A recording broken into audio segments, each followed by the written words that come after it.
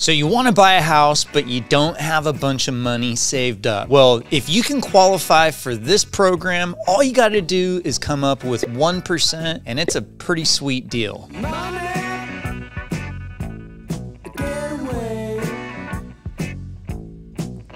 All right, so in this video, I'm gonna give you a breakdown of how the Rocket One Plus 1% down program actually works, give you a real life example. For this example, I'm gonna use a real listing in a random area. I picked Atlanta, Georgia, but this program's available nationwide. So let's dive into exactly how this works and why you may wanna consider using this. So one of the biggest barriers to entry when it comes to home ownership is coming up with the down payment. So typically, the least amount down, unless you're a veteran or doing a USDA loan, is 3% down. And that's if you're using a Fannie Mae or Freddie Mac loan, you're a first-time home buyer. And if you want a really sweet deal, you want to be able to take advantage of what's called their affordable programs like Home Possible and Home Ready. Well, if you're eligible for those programs, then guess what? You may be eligible for the 1% down program. Here's why the 1% down program is a sweet alternative to down payment assistance. First off,